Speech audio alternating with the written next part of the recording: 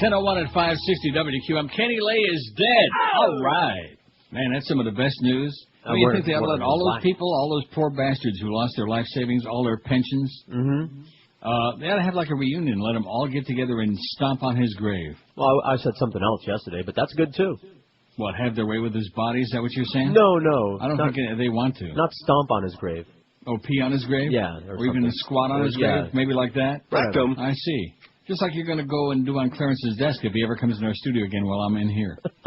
No, we don't want to talk to you, Clarence. Just go away. Get the message. It's not going to change. Not next week. Not 4 weeks from 4th of July. Not 85 weeks from next Sukkot or Tisha B'Av. Just go to hell away.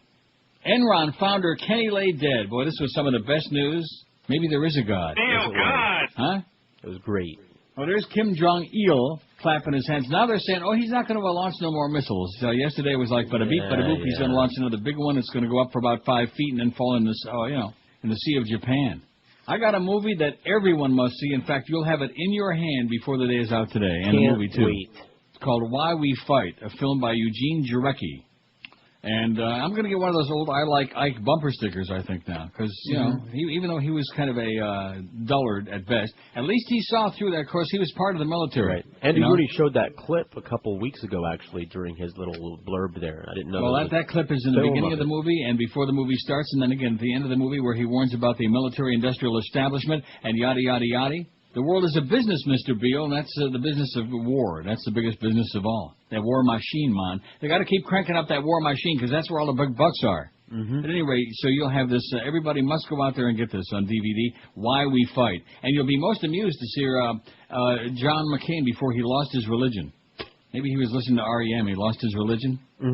Because he says all the right things on here, and this was made last year, I do believe, 2005, I think. Yeah. It's on here somewhere. Before they got to him?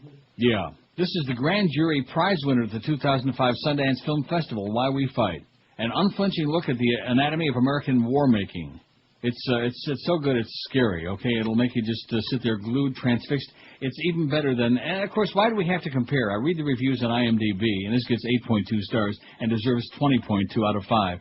But why do we have to compare? There was nothing wrong with Fahrenheit 9/11. It was great in its own way. It had its own way. Michael Moore has his way of doing it, and this in its own way does just as well. Because that's what people do. I'm also sending you Outfoxed, one of a series of movies by what's his name, Robert Greenwald.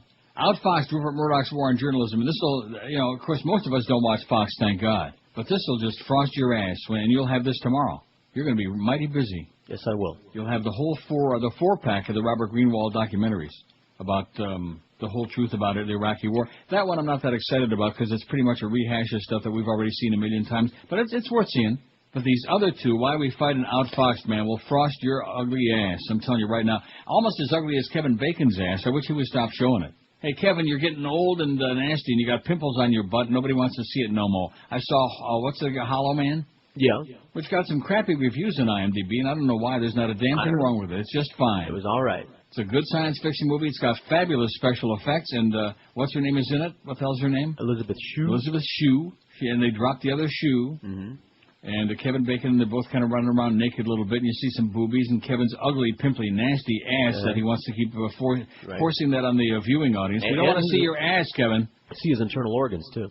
Yeah, well, speaking of that. As opposed to the external organs. Kenny Lay. No, actually, you do see. Well, I'm not really sure what that is, and I don't want to find out. Although, what was that other movie he was in where he was like coming out of the shower and hanging 10? Wild Things, maybe? Was that it? I don't know. Was that it? Well, he was in it.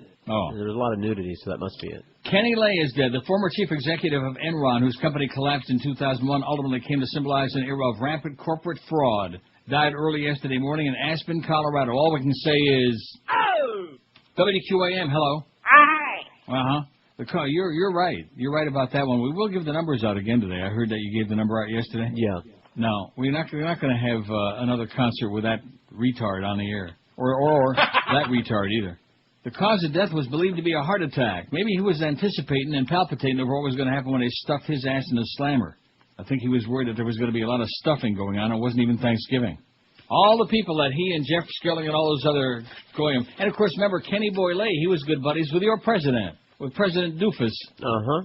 With that evildoer, with the butcher of D.C. That's what I'm going to refer to him from here on in. The butcher of D.C. All that blood on his hands, man. All these innocent people dying. All the carnage, the pathetic, tragic stuff going on. They're just a bunch of numbers on a piece of paper somewhere.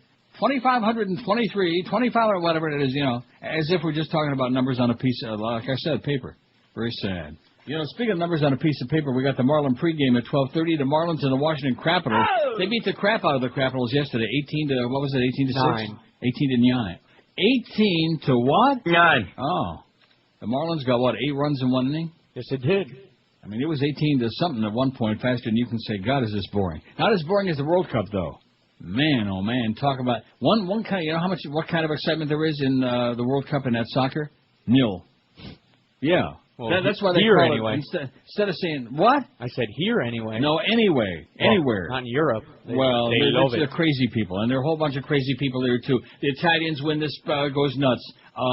Who the hell won yesterday? Oh, the French. I bet you in Montreal they're having a field day, all them frogs. They're probably pouring Pepsi on each other. We got 813 votes already on today's poll, and I'm surprised that George yesterday, I guess, George reports that Eric has been screwing him over real bad this week and hasn't been getting the poll on there in a timely fashion. Yeah, that's all right. I'm not going to care more than he does. Did that include yesterday as well? No, yesterday he was there bright and early. Well, it doesn't show up on your poll because you only had 764 votes. We got 817 already, and that's because you don't do it right. No, I don't. You don't start it the night before like I do. Nah. It's called the Neil Rogers Head Start Program. But I'm surprised you didn't put soccer on there because, and we were talking about it. This is supposed to be what the whole world is on the edge of their seats, and there's nothing going on. There is nothing going on. Nothing. Zippity-doo-dah. Even my close personal friend Cristiano Ronaldo didn't do squat yesterday. He may have squatted a little bit, but he didn't do nothing for the Portuguese. France won, Portugal nothing. Portugal nil, excuse me. And it was on a penalty kick, no less. My favorite is when, it's one thing in hockey, a guy get a breakaway and he'll go in and he'll shoot, a foot wide, miss the net. But these guys, they don't miss by a foot. You know what I mean? They kick it like 30 yards over the top of the net, high and wide. I mean, not even close. And if anybody kicks the ball like within 20 yards of the goal, the announcer, like a wonderful chance. I still love that. I forget what team you played for, but there's one of the players. His name was Kaká, who played in the World Cup. Yes. And the British announcer, being the stuffy Brit that he is, he refused to say that, so he's called him Kaká, as opposed to Kaká. Why not Kaká? Yeah.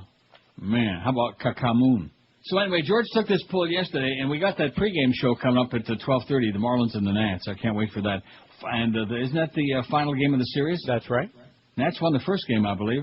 How many games they won in the first series? 2. This is a first full 2, game. That's right. So this is, it's rubber only in a chance they got an opportunity to tie the series. Correct. After dropping 2 or 3 to the Bo Sox and falling 10 games under 500 the other day. But now you know how many games under 500 the Marlins are? 9. That's it. Even I know that. After that thrashing they put in yesterday. Mad Dog follows the Marlins game at about whenever, and then Curtis at 7, Eddie K at 10. No Geldy today. He'll be back tomorrow, though, to aggravate you. Got that Barry Jackass column. See, unfortunately, the new GM, just like his predecessor, is following in the footsteps. If you really want a little information about what's going on at the station, read Barry Jackass in the Herald. He might give you a little bit of, info, but he gives the real important stuff to Barry Jackass. So we got Kenny Walker from Y100 who's going to be doing the mornings, and they're going to push Hank back into the afternoons. Just do it, Humper, okay? Just cooperate for once in your life. Stop being a fat old hard ass. And then you'll have a lot of Marlin games that'll preempt the end of your show. You can look forward. You hear what he said there at the end of the show? How when he did afternoons, he used to look forward to those early days, like tomorrow, for example. There's a Marlin pregame at 6:35. So Mad Dog's got a 2.5-hour show. We'd like to have a scam like that, where we only had to work a little bit every once in a while. Wouldn't that be great? That would be. George asked yesterday, what's the silliest sport? Competitive eating. That's not a sport. Hey. Oh, they beg to differ. Yes, they do. Well, okay. Well, if that's the case, how come you didn't put poker on here? We almost did, but they don't consider themselves athletes, the poker players, but the eaters do. 764 votes, and competitive eating got more than half, 395, 52%. Curling, that got my vote, 170. That's a holdover from the British Empire's impact on Canada. They have to be silly, eh? So curling, it's just pathetic, 170.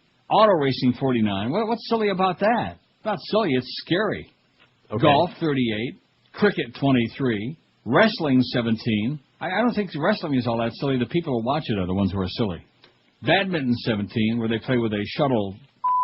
That's right. Don't say it. Water polo, 12. Darts, 10. Well, what is darts? Is a sport? It sure is. On ESPN, professional league. Kickball 8. Scrum 8. What is Scrum? I told Eric to take that off of there. It's Scrum something that happens. Sport. Scrum is an event within a sport. That's right. That's stupid. And 8 people voted for it to show how dumb this crowd is. Luge 7. Bunch of losers get involved in that. Sumo wrestling 5 and lacrosse 5. Yeah, that's silly. They run. It would be like in football if you could just hold the ball in your hand and nobody would touch you. And you'd run up to the goal line and just throw the ball into the end zone. It's just bizarre. Yeah, or like in hockey, if you could just skate down the ice and hold the puck in your hand and just throw it in the net.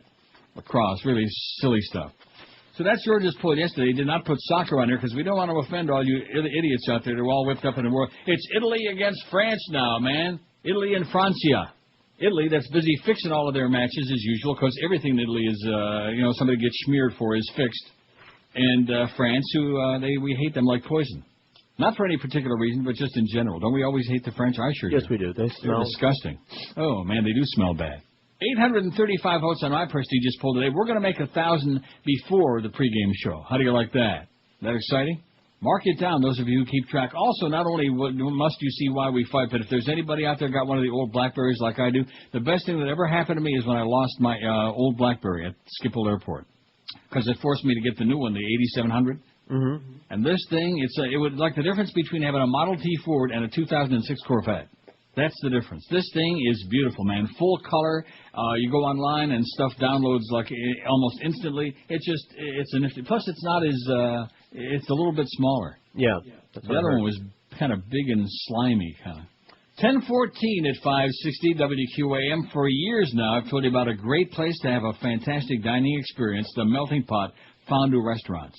If you haven't been in the pot for a little while, now's the time to go back. It's a full 4-course dining experience, not just another meal. They start you out with their renowned cheese fondue served with 3 different breads, Granny Smith apples, and crisp veggies. Next comes your choice of lively salads. Entrees include a combination of lobster, filet mignon, filet mignon, Cajun seasoned chicken, pork, duck, portobello, mushrooms, and lots more cooked in oil or broth. Who the hell is Kenny Walker anyway? And don't forget the Melting Pot's homemade dipping sauces. They really make the fondue experience fun. And here's the clincher, man. When you get to dessert, that's when you start drooling all over the place. Topped off with the meal with your famous chocolate fondue dessert with fresh strawberries, bananas, pineapple. Dip and dunk all your fruits in there. Plus cheesecake, brownies, and tasty marshmallows rolled in crushed Oreos or graham crackers for dipping. You'll be dipping and dunking and smiling and just farting, having a great time, only at the Melting Pot. And you'll find a pot all over town. There's got to be one nearby you. Tell them that Neil Rogers sent you by when you stop into the pot in Fort Lauderdale, Kendall, Boca Raton, Cooper City, North Miami Beach, and, of course, how could we forget Coral Springs? This is Neil Rogers. This is 560 QAM. Howard David's a bitch. That's one picture, I must say, that I felt kind of weird about. Look at the cover, what did I see? A very pregnant Bear Britney. Sean Preston must be slippery, but she'd better learn to hold this one properly. Britney naked on Bazaar. That lady's all kinds of naked. She's our favorite white trash star. She ate breakfast naked? Kids are buckled in the car. And baby, she's too soon. I did it again, baby. Britney, At the time, though, I thought it was like the coolest outfit in the world. 1019, like you said, she's old meat. 855 votes on the poll today. And we'll make that 1,000 before. I bet you by 11:30 we'll have 1,000. What do you think? Possible. That's pretty exciting. Which of these would you, who of these would you not vote for president? The reason I was inspired to do this poll is because Mitt Romney, the Republican governor of Massachusetts, who's a Mormon, his name gets tossed around. He wants to be president. But then again, doesn't everybody want to be president? Yeah, sure. I bet you even Clarence and Robert Grieper would like to be president. Not of the United States. Oh, yes. But anyway, Mitt Romney, and so they took a poll nationwide. A third of America said we would not vote for a Mormon for president. I don't know why. What do they ever do to you? I don't know. In our poll, Mormons are dead last. Only 4 people out of 855. 0.4%. Nationwide, it's 32%. See, our crowd, we like the Mormons. They dress real nice and neat, although they do have that magic underwear. That might get a little gamey after a while. They wash them. How do they? They you can worship? see them drawing on the line all over the place. Oh, is that it? Oh, yeah. But anyway, they have them, all the guys, they have to come up on a bicycle with the nice white shirts and the ties, you know. And they smell good, and they bathe there occasionally, once every couple of weeks. And they're, they don't bother you that much. I never had any Mormons come to my house and bother me. I wish. Haven't you? In fact, I'm wishing some of them would have. I'll put you on the list. As opposed to those Jehovah's Witnesses who are a real pain in the grass. But anyway, so the poll is, which of these would you not vote for president? The last chance you vote for, 855 votes. Born-again Christian, 282. Republican, 207. What about a Republican who also is a born-again Christian? Oh. Like blood on his hands, W. Scientologist, 104. Sorry, Tommy. Hey, Tommy! You fairy! Muslim, 98. I don't think Muslims have too good of a shot right now. Maybe once upon a time. I don't think so. Not at the present. I hate this poll, only 45. That's not too bad. I don't vote, 29. Well, you know something? Anybody that goes on our poll and says I don't vote, we're glad that you don't vote. Yeah, they vote on the poll. A black, 22. 22 people wouldn't vote for a black for president. And I've really changed my whole attitude about Barack Obama, not because of the color of his skin, but because of his whole altitude, and he's taken on this goody two-shoes, religious, phony baloney. He's strictly another smelly politician, just like Hillary. Mm-hmm. Ooh. Yeah. Oh, yeah. How'd you like to get this downdraft from the stench of those two? Barack Obama and Swillery. Anyway, 22 people, 2.5% wouldn't vote for a black. Very nice. For a woman, 17. How about a black woman, like Condoleezza? Gay, 14. How about a gay for governor like Charlie Crist? Democrat, 13. 1.5% of this audience wouldn't vote for a Democrat. Yeah, we know who you are. You're all sleeping with Bill O'Reilly. A Jew, 13. Now, that's 1.5% wouldn't vote for a Jew. Now, what did I tell you about that Jew Lieberman, who's got his own problems, thank God? Mm-hmm. What about him? Yeah, he's different. If he wouldn't have been on that ticket in 2000, man, they wouldn't have been able to fix the election. Al Gore would have won hands down your pants. Atheist, 9. Oh, yeah, we got to have a God-fearing president like the one we got now, who makes damn sure that no innocent people die. And Mormon, only 4. 863. Don't forget the name of this DVD. I want you to go out and rent it, buy it, steal it. Why We Fight, a film by Eugene Jarecki. These are all the answers that you're looking for, and even if you're not looking for them, we still want to force you to watch it. We ought to be giving these away on our website or doing something about it. By the way, we got 297 friends on that nifty MySpace page. Your space, yes. MySpace.com/Neil God. I mean, forward. See, I get confused now. /. Just a slash. No, it's not a slash. It's a slash. Is it? Yes. Because no, it's not. It's a slash because if it were backslash, it would be backslash. Trust me. Well, anyway, how did I get confused on that? I don't know. Once a time before my senility set in, I actually knew the difference. I wouldn't clear you wrong. Like about 10 days ago. 297 friends on our my page. I think that's all we're going to get. And some of them look like humans. Some of them, look kind of interesting. Although we don't want that guy. I don't want him bringing me food up here, okay? Oh, brother. That was when you told me about that email. So typical. So typical. It's like poor Lassiter, who's going through this horrible, in his final days, going through a horrendous exit from the planet. And, he made the mistake of writing on his blog one day that he and his wife were going to actually make an outing somewhere to some park for a while. And so these idiots, they go there and they bug and they show up and, oh, Bob, we know you're not feeling well. Go away, okay? That includes you too, Clarence. Just go away. All these people out there, these groupies, man, these Klingons, can't stand it. Anyway, Barry Jackass last Friday. I'm really disappointed. Didn't Josh see this story? I'm sure Josh scours the Herald every day. Oh, yeah. George didn't see it. Oh, don't tell me you're eating food already at 10, not even 10:30 yet. I'm surprised that we're waiting this late. What do you got? Howie's, I bet. You know it. Bacon. Yeah, I knew it. I could tell by the time. You wouldn't be doing Brad right now. You'll be doing Brad later. Uh-huh. Broadcast changes in the works of QM, writes Barry Jackass. Major League Baseball and Fox. We don't care about Major League Baseball or Fox. How do you like that? Except for Fox News, which we hate like poison. I wish they would all die. That's another movie you should get out. Fox, Rupert Murdoch's War on Journalism. It'll really frost your ass. As if we don't already know about that. But you see, a lot of the dumb, those shut-in housewives that watch that crap, they watch Oprah and they watch Bill O'Reilly, they don't know the difference. They're too stupid to understand what they've been had with a bunch of lies and crap. Anyway, Barry Jackass writes, WQAM, though nothing is set, there have been discussions about moving Hank Goldberg from mornings back to late afternoons, a move that hinges on Goldberg agreeing to it. I don't know if I want to do that, Goldberg, who moved to mornings in January 2005, said last Thursday. That's a week ago today. If I were going to do that, it would have to be a mutual decision. Maybe we can ship Hank off to Mutual. Look what it did for Larry King, made him a big star. Uh-huh. Previous WQM management gave Goldberg more money to work mornings than he would have received remaining in the afternoon. He declined to discuss how he'd be impacted financially by return to afternoons, but that would have to be a consideration in his decision. Back to the afternoon, Humper. Quit the crap. To make way for a potential Goldberg shift to afternoons, Jim Mandich, who works 4 to 7 p.m., already has given his blessing to the station to move him to the 2 to 5 slot. Pairing Mandich and Goldberg in the 4 to 5 hour makes sense, and looms is an option. And that's because it was my idea. Barry, you idiot. Hey, Barry! You fairy! Goldberg would work alone from 5 to 7 in that scenario, and 5 to 6:30 when we have pregame Marlin shows, pregame Panther shows, all of these things. QAM wants to move Mandich back to his old 2 p.m. slot because it's been losing most of Neil Rogers' sizable audience when he signs off. I can't believe Barry actually wrote that. He probably bit his tongue so hard it was bleeding. Maybe somebody had a gun to his head. In the most recent ratings book covering January through March, several fill-in hosts generated a 0.7 rating from 2 to 4 p.m. compared to 1.35 for the tickets book Shambi. 1.35, wow. Mo Howard David, whose contract wasn't renewed, left QM's 2 to 4 p.m. slot January 13. And by the way, Barry, he had a 1 his last two last 2 months. Mandich, I better do the break, hadn't I? We can't monkey around today. We got that Marlin game. We got these 85-minute breaks. Actually, I don't want the audience to get nervous because the breaks aren't any longer than usual, but we got like 500 units in every break, so it seems like they're a lot longer. So psychologically, it's just another way of turning the audience off. Nice going, Chris. We don't want to blame him for it, do we? No, I don't think it's his fault. Like I said, nice going, Clarence. Good for Chris. There you go. Hey, if you love the finer things in life, then I guarantee you'll love Stogie's, Miami's quintessential cigar shop in Kendall, of all places. God, what's not to like about Kendall? With South Florida's largest selection of cigars, Stogie's of Kendall is sure to have all your favorites.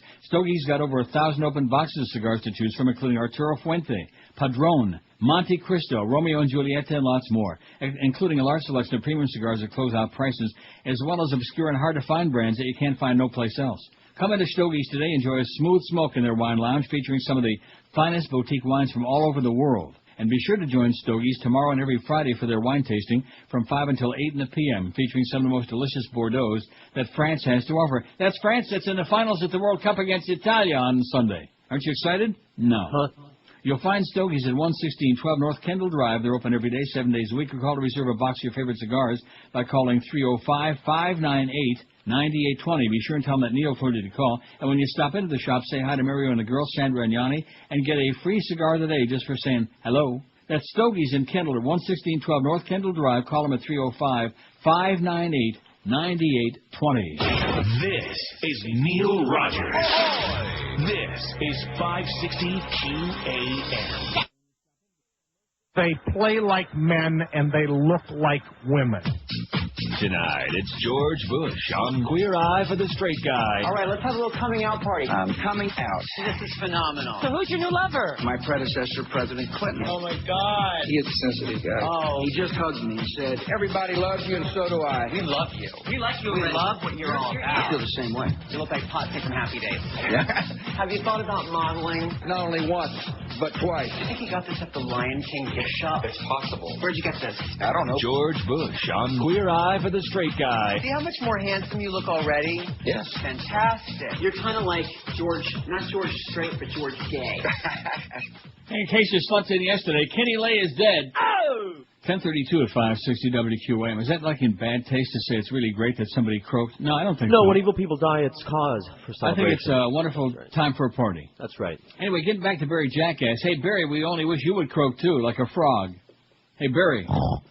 Anyway, he writes, Mandich might still make the move to 2 p.m., even if Goldberg decides to remain in the morning show, though nothing is definite. Oh, I love that. It's only the 6th of July. Why should anything be definite yet, right? Right. Our general manager is having a lobotomy right now, so he's out of commission for a couple of weeks. It says if Goldberg returns to afternoons, WQM would have several options to fill the 7 to 10 a.m. slot. Several options. That's news to us. One emerging candidate is Kenny Walker, who was dropped by Y100 in January after 10 years on Y100's morning show. Never heard of him. He was on with Footy. It was Footy and Kenny. That was the morning show. Oh, my God, that Footy's a real a-hole. You know that. That's what I heard. Yeah.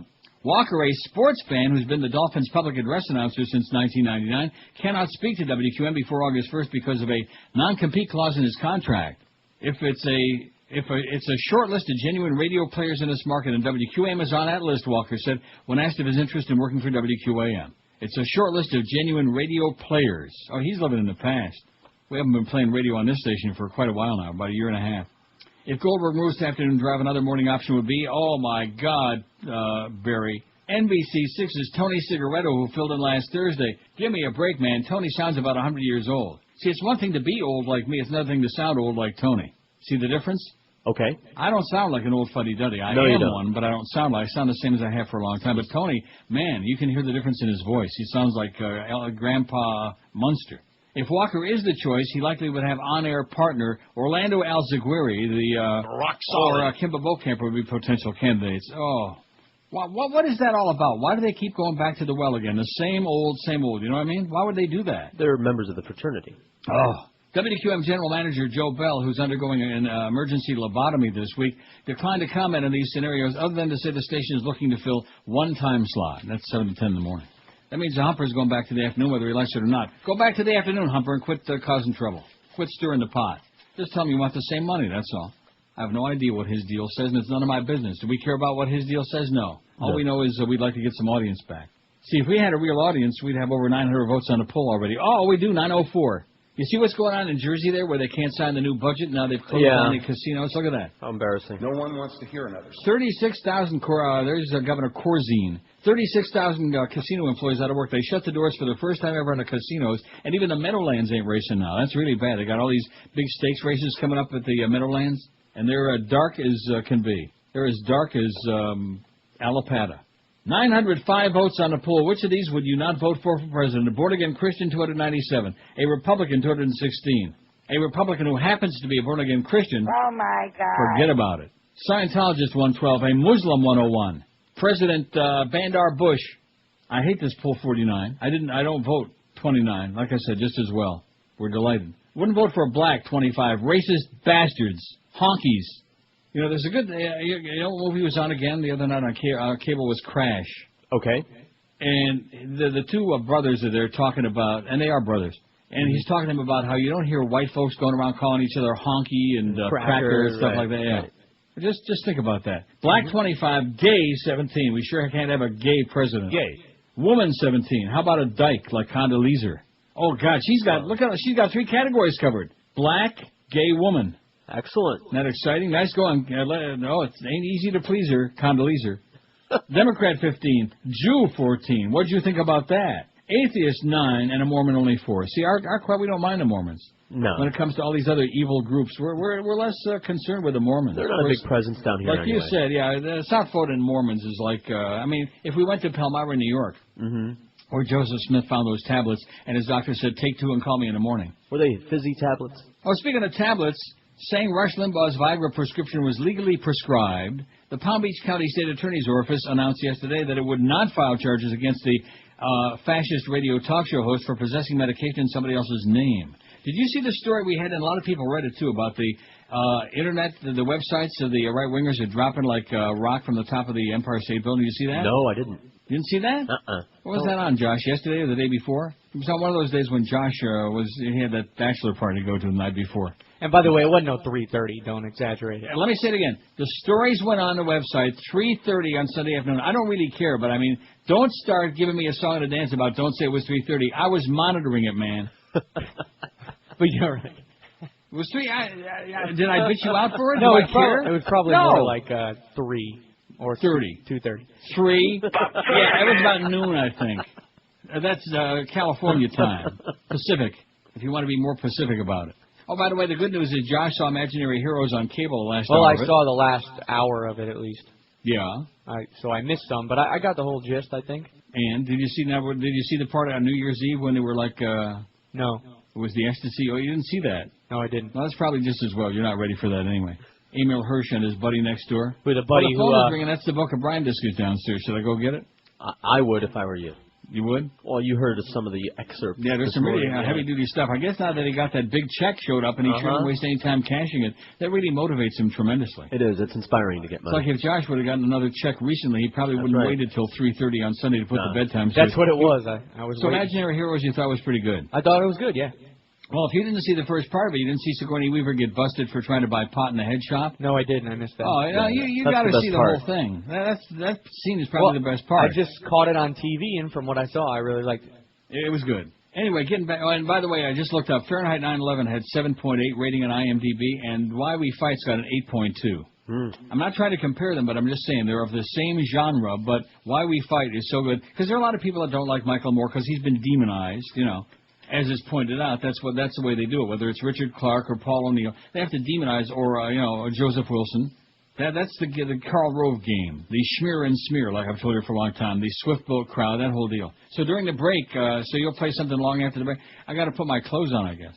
Anyway, getting back to Rush, but Miami-Dade prosecutors will review the file and decide whether charges are warranted against the 2 Miami doctors, according to Assistant State Attorney Paul Zaks.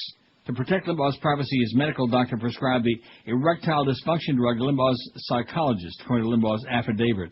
Upon returning from the trip to La República Dominicana June 26, customs officials detained Limbaugh on his private plane for several hours after finding 3 prescription medication bottles in his luggage. Now, that's one thing you notice in that movie, Imaginary Heroes. The whole family they were always either drunk or stoned. Everybody was popping every kind of pill ever invented. Right, in other words, typical. Yeah, typical like in George's house. And, of course, if you were in George's house, you'd understand why he's popping pills all the time. 20 before 11 at 560 WQM. We got the Marlins and the Washington Nats from Washington, from your nation's capital, where the Butcher of D.C. lives. That's coming up at 12:30 with a pregame show, with the interminably boring Dave Van Ponderous and Roxy Foxy, who sounds a little bit like that. So I'm going to put my clothes on. I just don't want to come back from this break from these 85 units that are coming up and have you not play something long, you know? We'll be ready. I'm going to go down and get the package. I'll get the parcel.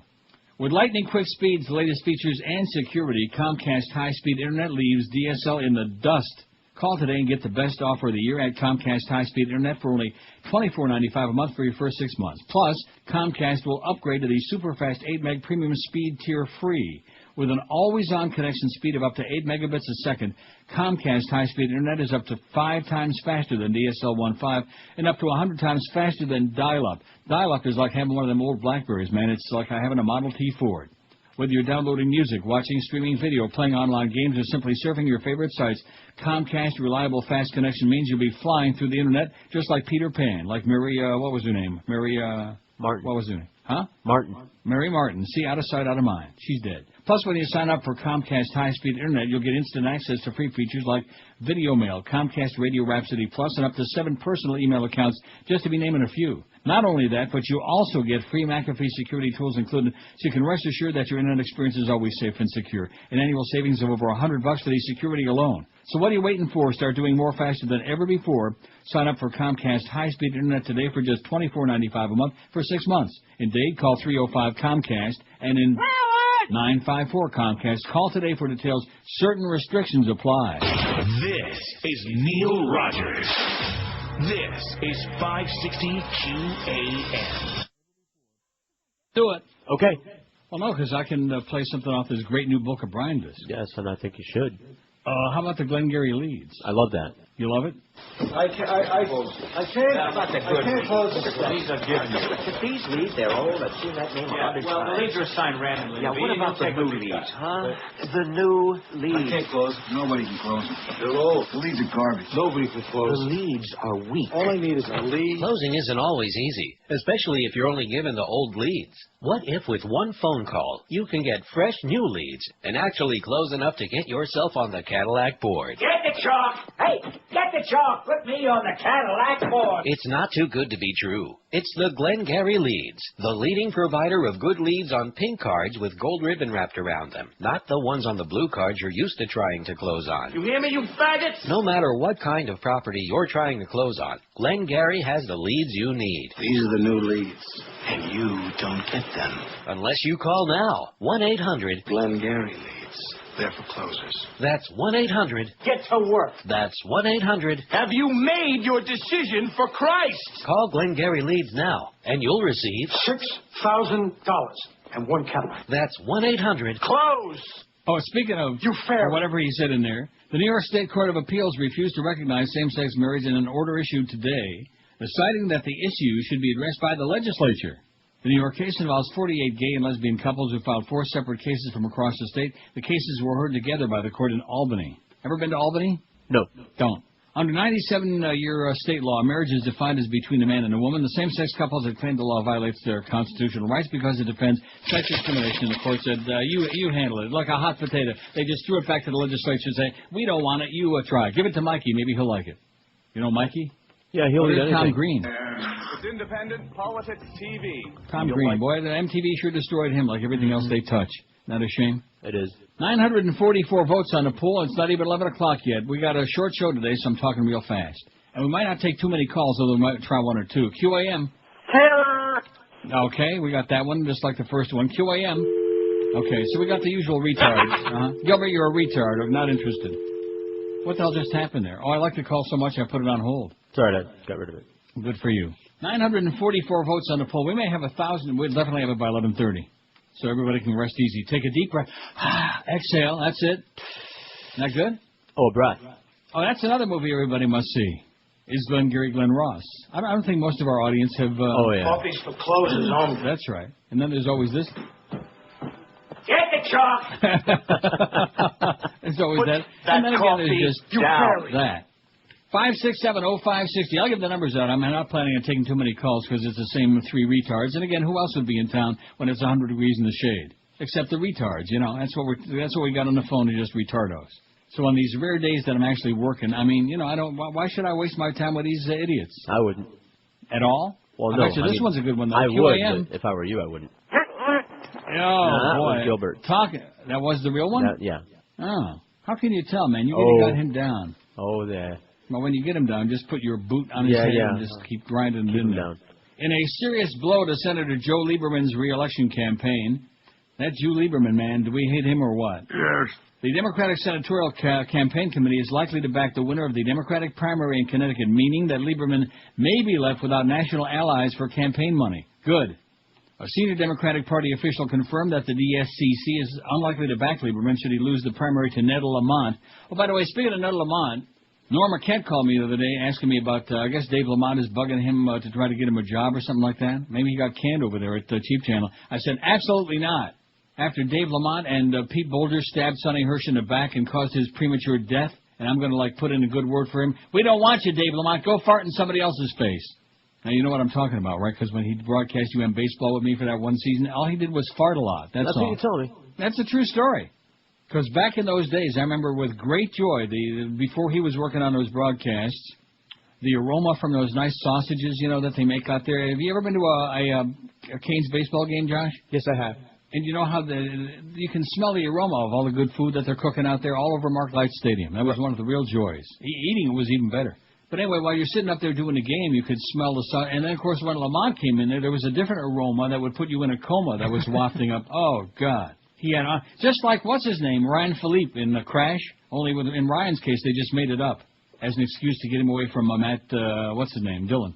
But in his case, in Dave Lamont's case, it was true. He had uncontrollable flatulence. Oh, sorry, Joyce. Fartulence. So anyway, should Lieberman lose the primary to Ned Lamont, a more progressive contender in Connecticut who's garnered support from bloggers and has catalyzed his campaign around Lieberman's aggressive, hawkish position on Iraq. Lieberman, ersatz, man. It is likely the DSCC will back the winner of the Democratic Party in Connecticut, a party official told Raw Story, requesting anonymity because he values his life. How do you like that? Bye-bye, Joe Lieberman. Okay, Casa Hoist. We hate you like poison and wish you would die. Just like Kenny Lay. 955 votes on the poll, man. We're marching toward that 1,000 relentlessly, in spite of these idiots on the phone. Look at that phone. I'm not taking any more today. So you can ring it off the hook all you want. Have we had one real call yet? No. No. It's almost 11 o'clock, and have we had one real call yet? No. I mentioned that movie, While We Fight. Fantastic DVD. Are people going to go out there and watch it? No. You know, one thing I was thinking about yesterday, because occasionally I think about this place very briefly, and you know what it was? I give up. You know how we're all... Oh, and by the way, bad news for the people at the WIOD. Hi, Pally. He calls George off the air this morning to announce that he's back at IOD working there again. Talk about stupid they are. God.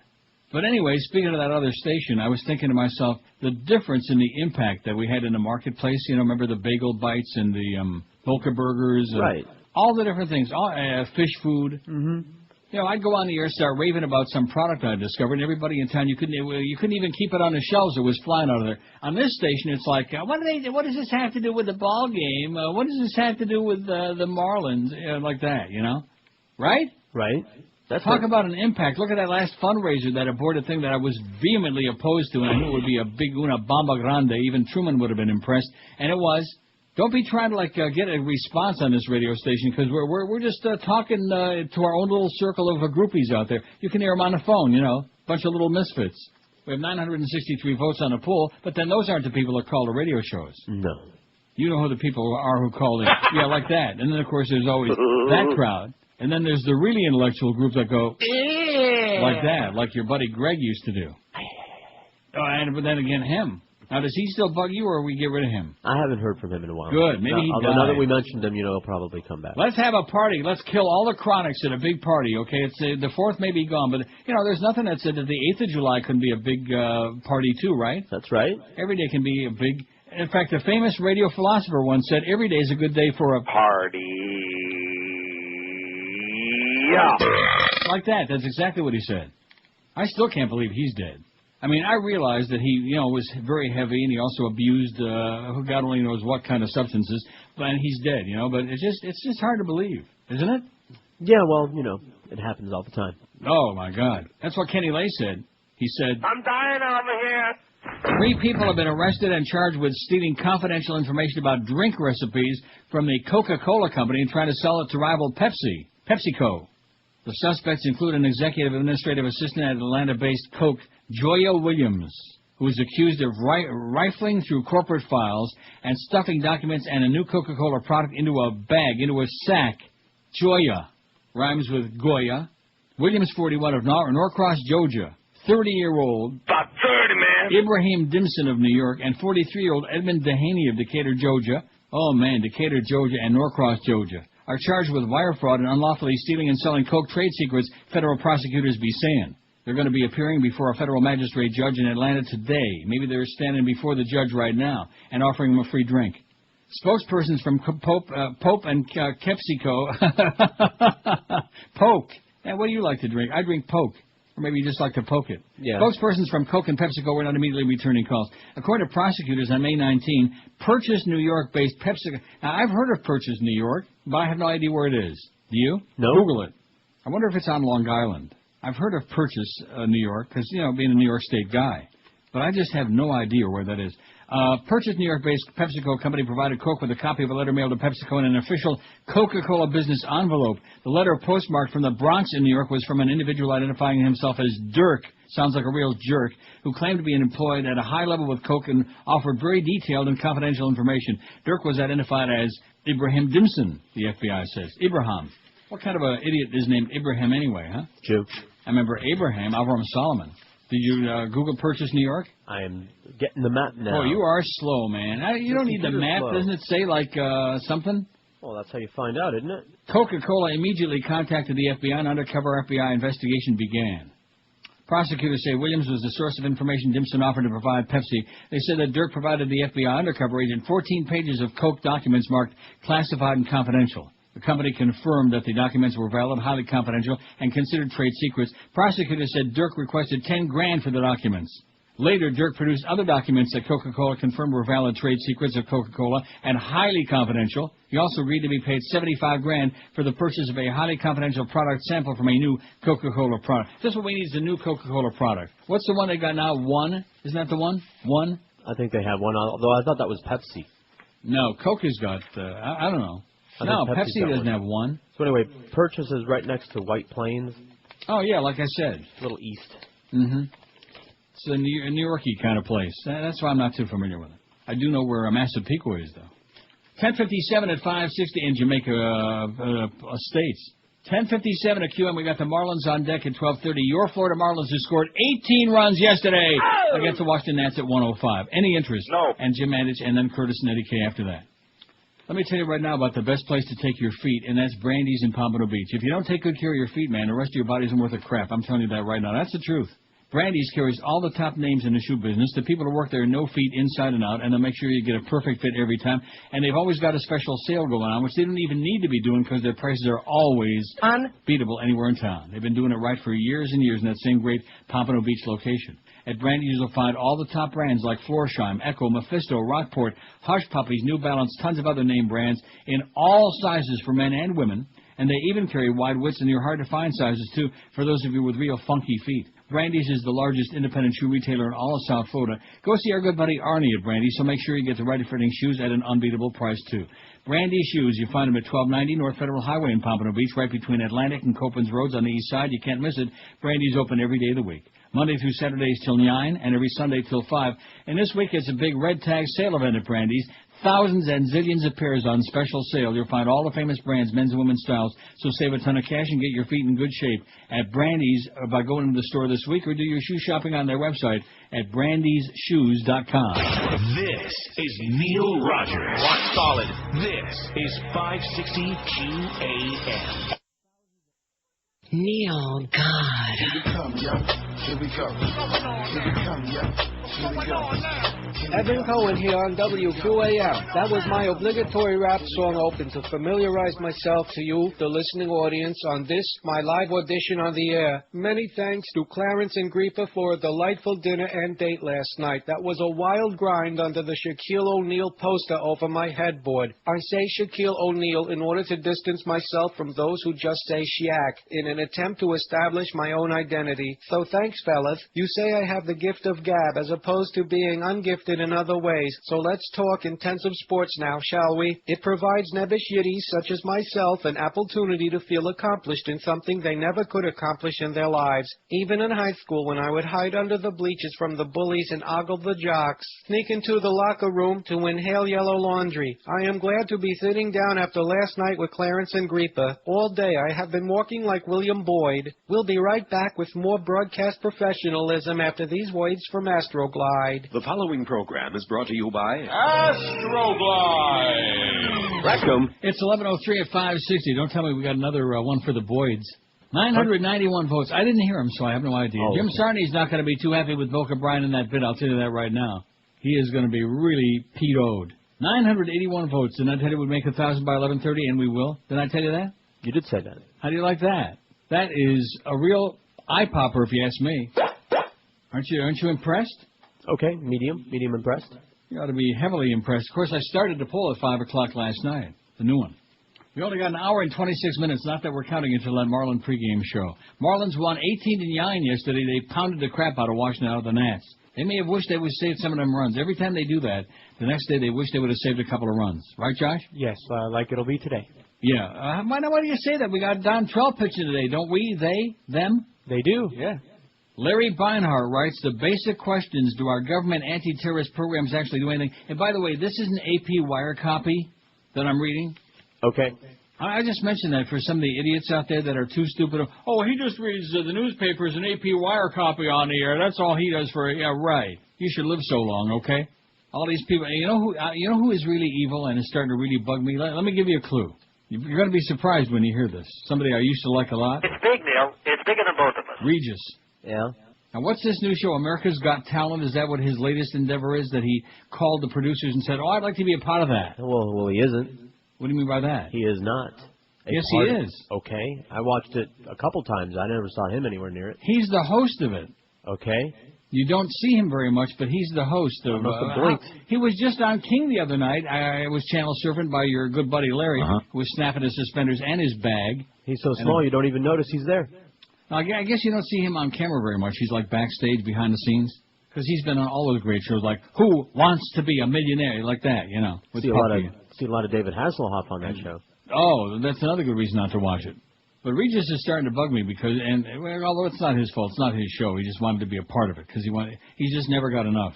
How much do you need? You know, how many million? About 30, man. How many billion do you need? Absolutely. Before you finally got enough? About 30, man. I just don't understand that. But America's Got Talent. Now we got like 75 spin-offs of American Idol, Home Improvement, and then they got the nerve to tell us that the Grammys are coming up and we're supposed to care about that. My God. Thank God for my digital cable here and the 800 channels that I got so I can actually find something worth watching. Don't forget, Outfoxed. First watch Why We Fight, then watch Outfoxed. All right. Got it? Well, it'll have to be in that order because I'm getting one first, then the other, right? That is correct. Oh, you're going to watch Why We Fight today? I might. I'm telling you. Well, it depends because, we're out of here at 12:30. I don't know what time the FedEx shows up here in this building. Well, I just got my FedEx. You see how much more efficient my building is than your crap? You're in Canada. Although I will tell you this. Did I tell you this story? I guess not, because I haven't been on since I had to go, slept to go get my new BlackBerry. Mm-hmm. Well, you remember, in fact, it was the last show that I did. It was a week ago today. And remember, the phone was ringing about 10 to 2, and I said, I bet you that's my new BlackBerry. Mm-hmm. And sure enough, it was only the UPS guy left a thing that said, must have personal signature, so he didn't leave the package. I see. So they were going to deliver it the next day. So the next day I made a point that it was going to be between 10:30 and 2, and it got to be around 11:30 and there was nothing delivered yet, and so I called, and that began a long series of hostile calls with UPS and ba-da-beep-ba-da-boop-ba-da-bop. Finally, I had to have my cab guy drive me up to the UPS office, which is at Jane and Steeles, and it's as far north as you can go and still be in the city of Toronto. It's an hour each way. Wow. And it's not in the most pleasant hood either. But, something that was worth it. Cost me $100 cab fare to get my damn thing, because UPS stupid, that's why. Stupid. And because the guy left the package in the building instead of putting it on the truck again the next morning. They're real militant about their procedures. Well, screw that. What do you mean by that? That means they do things their way, and if you don't like it, then you're going to do things their way anyway. FedEx. I like FedEx. Yeah. But I got my new BlackBerry. Let me say it again. If you got one of those old BlackBerries, flush it down the toilet. Get the new 8700. See? It's a good one. Larry Beinhardt, the basic questions, do our government anti-terrorist programs actually do anything? The financial spying program, how many people has it caught? Who are they? Where are they? What's been done about them? Did it catch anyone that could not have been caught another way? What was the cost per catch? Would that expenditure in time, effort, and money be better applied elsewhere? Did it catch anyone who was part of 9/11? Al-Qaeda spent a lot of money on 9/11. They spent a lot of money elsewhere. How many of the Al-Qaeda backers had this program found? More than one? Why haven't they been arrested? Who are they and where are they? The wiretaps without warrants program, how many people did it catch? How many operations did it interrupt? How many arrests or captures did it lead to? What did it cost? What does it continue to cost? Is it cost effective? If all of that money, however much it is, had been spent in other ways, would we have caught more terrorists than we've caught to date? Are we doing a really good job in catching a lot of the terrorists? There actually don't seem to be a lot. There was the guy who wanted to take down the Brooklyn Bridge with a blowtorch. Now there's the Miami 6, Atlanta 1, the Urban South 7, who everyone describes as willing but not able. There was the Lackawanna 6. Were there captures as a result of the wiretaps without warrants program? Are they the cream of the terrorist crop? Is that all there is and the best there is? We had to break all those rules and bend the Constitution into a pretzel and spend all that money to get those guys and the 10 or 20 others I haven't mentioned, but still not a lot and not very fearsome. Were they captured as a result of these special expenditures and the special rule bending? If they're not the best and the brightest of the terror cadres, where are they and why haven't we caught them? We've also spent billions, killed tens of thousands, lost over 2,500 killed and an unknown number maimed and crippled to get terrorist and terrorist breeding grounds and terrorist nests in Afghanistan and Iraq. How many of those killed or captured could fairly be said to have been plotting against the U.S.? If there is an answer, can that number be documented in any way? Can that number be divided into those who might have tried to move against the U.S. before we went to war in Afghanistan and Iraq and those who have been inspired by our wars? Who's going to ask these questions? The White House Press Corps? Richard Benedetto of USA Today? Ed Chen of the L.A. Times? Jessica Yellen of ABC? Ken Herman of Cox News? Our senators on the Senate Intelligence Committee? Pat Roberts, Trent Lott, Olympia Snow, John D. Rockefeller IV, Dianne Feinstein, Evan Bayh? I won't mention any congresspersons since the Republicans would never ask these questions and the Democrats would never be heard. How about mainstream media anchor people, commentators, and reporters? These are not hard questions to imagine. These are reasonable questions to ask. They're not ideological, liberal, or conservative. They're simple. They're practical. Is it reasonable to ask? It is reasonable to ask. It is necessary to ask. Do our government anti-terrorist programs actually do anything? And you know what the answer is? No. Oh, I know the answer, yeah. But anyway, I bet you we got close to 1,000 votes on that world-famous Neil Rogers poll right now. I don't think we're going to get over 300 friends on our... 1,003 votes. How do you like that? Okay, time to go home. We got the Boca Brian disc. He's actually got some interesting drop-ins, too, like... The following program is brought to you by... Astroglide! Rectum. Wow. Oh, and there's actually another bit on here, too. I like that. They're all good. 1,003 votes. Which of these would you not vote for president unless somebody, like, stuck a gun to your head and pulled the trigger? 1,003 votes. Born-again Christian, 335. Republican, 231. Scientologist, 120. Is that the same as scatologist? Very similar. Muslim, 116. I hate this poll, 51, 5%. I don't vote, 30. Look at that. Look at how many said I don't vote. About 30, man. Black, 27. Woman, 21. Gay, 20. Condoleezza, man, you got like about 70 people that won't vote for your ass. Your black gay ass. Democrat, 17. Jew, 16. Atheist, 12. And Mormon, only, solamente 6. Only 6. Isn't that amazing? Well, like you said, South Florida don't know from Mormons. They don't know from the Book of Mormon. They wouldn't know Joseph Smith from Al Smith. That's their only impression is those guys that come to the door, you know, and who can... They do impressions? Yeah. Wow. Now, they put a different outfit on that, or still they have the white shirts and the black tie? They have a sock and those puppet neat show. Black pants. Oh, they do a sock puppet. Yeah, it'll knock your socks off. 12 minutes after 11, I don't have no socks. I didn't have my shoes on anymore. I had to get dressed real quick. I had to, make a lunge down the elevator. Not exciting the way I came back with that parcel real fast. I move fast, man, whether it's going to do a quick deuce in the middle of a show or going to pick up a packet. You got to admit that. One of these days, I'll master that art. For an old toad, man, I can really move. Trust me.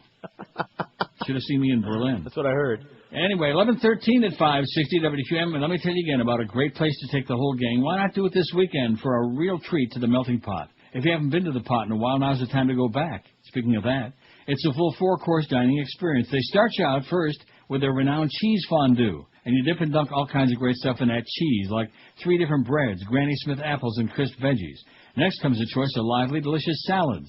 Then your entrees include a combination of lobster, filet mignon, Cajun seasoned chicken, pork. Well, I'm not going to say it anymore. You know where to stick it. Just stick it right in there.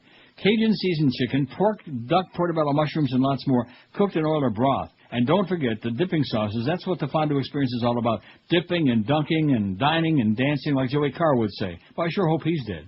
Now here's the clincher. Top it off with their famous chocolate fondue desserts with fresh strawberries, bananas, pineapple, cheesecake, brownies, tasty marshmallows rolled in crushed Oreos or graham crackers for dipping, or both, whatever you like. Just keep dipping and dunking and smiling. You'll waddle out of there with a big, big fat pupik. Only at the Melting Pot. They're all over town. They're in Fort Lauderdale, Kendall, Boca Raton, Cooper City, North Miami Beach, and Coral Springs. Be sure and tell them that old Neil sent you by for a real treat when you head for the pot. This is Neil Rogers.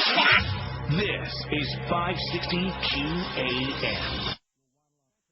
This is the most disgusting program. Yes. I urge everyone to complain to this station.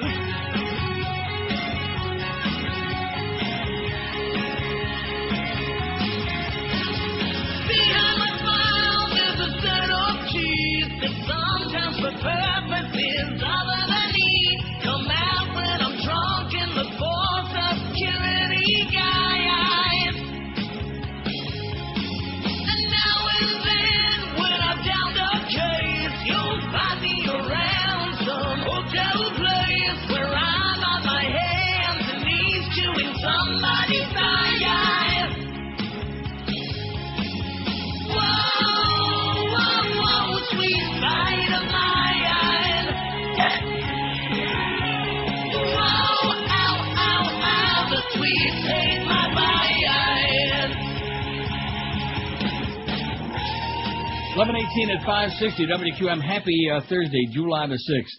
Ann Coulter wins the Sitting Duck Award, last awarded to a columnist who made up 43 people. There was a bit about her last night on Keith Olbermann on Countdown, about her plagiaristic tendencies and the fact that she's a miserable, hateful dyke bitch. Yeah. But other than that, I'll get to that in a minute. As the apparent victor in Mexico's presidential election switched back and forth this morning, ballots were found in 2 garbage dumps, according to a Raw story. The news was accompanied by various wire reports showing that left-wing candidate Andres Manuel Lopez Obrador had rejected findings that his opponent Felipe Calderon was the winner. Sounds like another one of them fixed elections like the Bush people specialize in, doesn't it? Yeah, but that's in Mexico. That would never happen here. Although the Kennedys were good at it, too. Although official tallies indicate a victory for Calderon of 0.3%, the Mexican newspaper El Universal reported that 10 ballot boxes and a polling station report were found in a garbage dump in a poor neighborhood in Mexico City, according to Reuters. The ballots came from 3 precincts in the city of something that's got 800 letters in it, which I can't pronounce. A Lopez Obrador stronghold, according to the website Narco News. Narco News. Huh. Oh, boy. Another indication of the electoral fraud, ballots were also found in a second garbage dump in the city of Jalapa. That's beginning with an X. I just mentioned that in passing. The capital of the Mexican state of Veracruz. Parts of the Spanish-language report were translated by a contributor to the discussion board at the website Democratic Underground. A State Department spokesman had earlier declared that Mexico has a vibrant and dynamic democracy, and Mexican institutions are fully capable of dealing with any irregularities and ensuring the principles of rule of law and transparency. Right, just like in Florida. Transparency. That's why the judge there was looking so hard through that ballot, because it was transparent. Yeah, he was holding it up. Hanging Chad was there, but it was transparent. He was looking right through it. That's what he said. He said it's transparent, see? Yeah, like the Beatles said, I'm looking through you. Oh, and speaking of The Invisible Man with Ray Milland. Now, what the hell movie was that? Oh, that was the movie again, Hollow Man with... Claude Rains. And I always say it was Ray Milland. Right. Claude Rains. Never rains, but it pours. 10:33 on that pool, man. We're just a little over an hour away from that Marlin game. I better start cranking up some of that pregame music, don't you think? I think you should get some going. In fact, we should probably get it going right now. Get like some that impeach on the deck. president one. Huh? Get some music on deck. Neil Young, his bio was on the other night on the Biography channel. I turned it right off. Would you watch Neil Young's biography? I know as much as I want to. I think I've seen a bio show on him before or something. Oh. Maybe not biography. You can tell me about it. About 10 seconds or so. Canadian.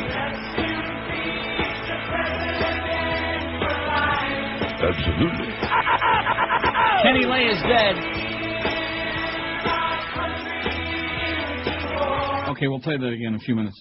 Conservative firebrand Man Coulter, a nasty, hateful sow of a dyke, was awarded a Sitting Duck Award by National Society of Newspaper Columnists who met in Boston this past weekend, according to editor and publisher. The award, typically doled out in an ironic fashion, came with a statement from the society that Coulter received the prize for cheapening political discourse in America. We award the lame duck reluctantly because we know Ms. Coulter is desperate for any kind of attention, the society added. According to a celebrity news group, Man Coulter was mentioned and criticized several times by speakers at the National Society of Newspaper Columnists conference. Then she received the NSNC's ultimate mention and criticism, winning the annual Sitting Duck Award for easiest column target. The award last year went to Detroit columnist Mitch Albom and Sacramento Bee columnist Diane Irwin. I wonder if she's kin to Stu Irwin. Who? Irwin was fired and later excoriated by her paper for fabricating 30 people About 30, man. and 27 columns. Investigators randomly sampling pieces from Irwin's 10-year career could not account for 13 people and an additional 10 columns. Editor and publisher said the humorous award is given annually to a celebrity who makes obvious fodder for columnist and writer with writer's block. Michael Jackson and Saddam Hussein were among the nominees, but the society that found the best column fodder came from its own ranks. For your fodder. These columnists made it easier for other columnists to write something on a slow news day, the society's vice president told E&P. We didn't have to make something up because they already did it for us, he said. How do you like that? All those good, really better than we are right-wing jackasses, man. All those holy rolling secret closet queen crowd. Oh, you're going to vote for Desperate Housewives on the Emmys, on the Grammys, whatever this is? I've the never Emmys. seen This is the a Emmys, minute of the show. Grey's Anatomy, House, The Sopranos, 24, and The West Wing for the best drama series. I've never seen any one of those. Best comedy series, Arrested Development, Curb Your Enthusiasm, The Orifice, Scrubs, and 2.5 Men. Never seen any of them. The Office is all right. Scrubs is all right. The Orifice? Yeah. Scuds? That's it. Oh, there's Mrs. Kagan, whose husband needs a lot of Viagra. How do you like that? He needs to have like 75 different prescriptions of Viagra for her husband. Now I'm even more nauseated. Make you want to puke just thinking about that? Oh, my God, how disgusting. That's like trying to think about Robert Grouper and the Beast grouping and groping with Clarence. With Clarence, of course, as Pivot Man. Stay the hell out of the studio, Clarence. I don't want to hear your voice. I don't want to talk to you. I don't want to know anything about you. I don't want to smell you. Just stay the hell away. I think we ought to get a whole bunch of calls in between now and Marlin time, don't you? Oh, yeah, get a whole bunch. Well, I mean, we've only got this one opportunity in a whole week now, until Tuesday, with you hogging all the airtime. Don't forget, watch Why We Fight Tonight, and then you'll get the other big package here with all those great movies by Robert Greenwald. Can't wait. Outfoxed, that's the first one you want to watch, Outfoxed. I also tried to find Fog of War. I haven't found that. That's the one where they have the interview with Robert McNamara, who was one of the chief liars. There were so many during the LBJ days during Vietnam. Just like the fact that isn't it interesting how they start these things all based on lies? The Gulf of Tonkin incident, which never happened, was just a total lie. Look at the great job we did in Korea. You know, they're firing off all these missiles now. It should make one reflect back on the great job we did there in Korea. We solve all the problems of the world. Fighting all those commie pinkos. That's right. We stopped And then, of course, the great job we did in Vietnam. And now the fantastic job we're doing in Iraq, which didn't attack us, didn't represent a threat to us or anything. But nevertheless, all based on more lies. And there was that Roland Cole and Paul. You know, I see him. You'll see him in the movie. But it just pisses me off that for whatever reason, I don't know whether it's because he's got that light black complexion or I don't know what the deal is, or because he's former military, but he gets a free pass. Right. And he was a stooge, man. He was a stooge. He willingly went out there and lied at the UN. He sat right there with that vial of tuna fish or whatever was in it. Man. In fact, that's what they told him. Take this vial, go into the tea room, take some tuna fish and take a pish and put it all together. And that's what was in the vial. It smelled pretty vile is what I'm hearing. That Kofi Annan, man, he was puking his guts out just from the aroma. And then he sat there and lied. Right. And that John Negroponte, there's another one for you, man. The Butcher of Honduras, there's another one. Was sitting right behind him as he was sitting there. And George Tenet was sitting on his other shoulder, like a parrot, like Beretta with his cockatoo. How's he doing, by the way, Beretta? Doing fine from what I heard. Whatever happened with that civil suit? We never heard any more about that. I guess nobody cares about him anymore, Robert Blake? No, but you had it coming. Yeah. I would agree with that. If you got a nagging, hateful sow wife, girlfriend, both, just kill him, man. Traps you with pregnancy. Especially now in Florida that we got that, if they're a year ago October went into law. They represent a threat to you, man, or they like annoying you. And, of course, you see what happened to Kenny Lay. Now they're talking a lot about how stress kills, and that's right. Stress kills. Somebody has a stress on your life, blow them away. I'm starting to think about that myself now. Anybody that puts even the slightest amount of stress on my ass, guess what? There you go, bada bing. Bada bing. Isn't it amazing how that movie just... Bada bing, you blow their brains all over your nice Ivy League suit. Yeah, and then The Sopranos ripped it off. I don't care what you say. Okay. You've never they seen did. it.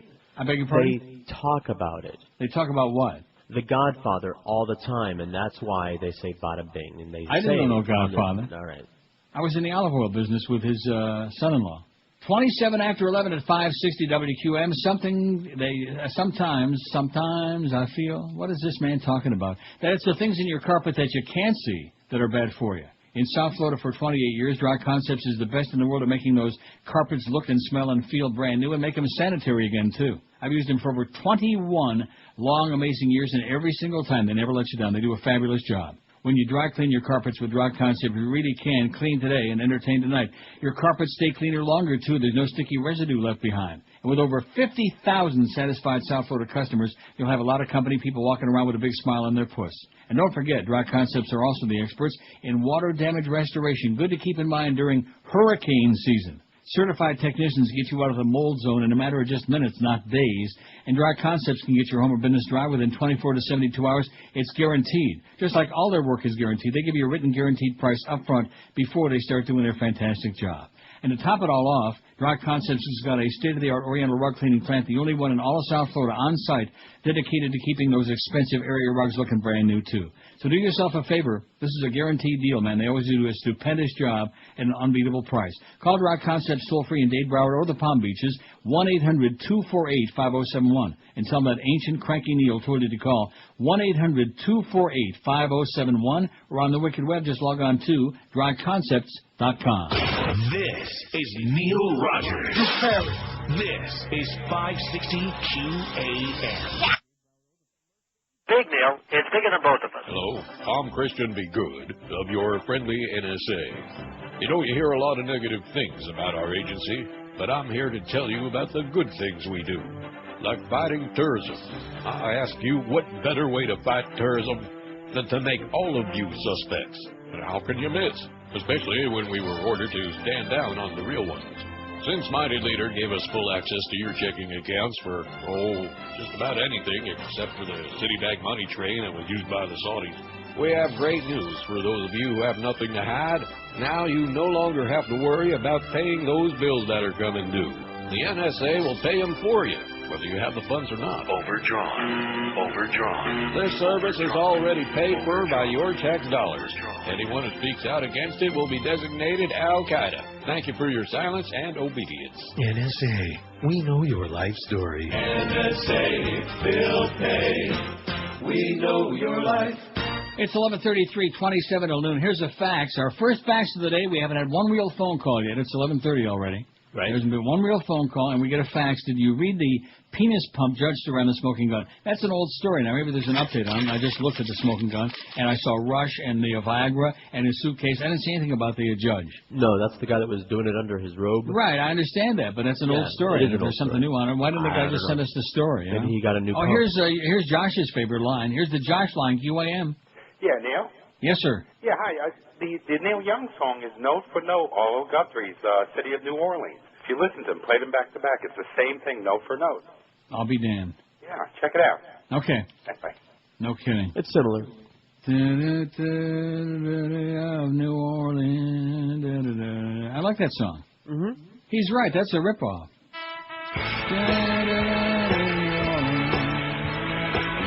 Well, he's an old guy, Neil Young, okay? He ain't so young no more. Got it?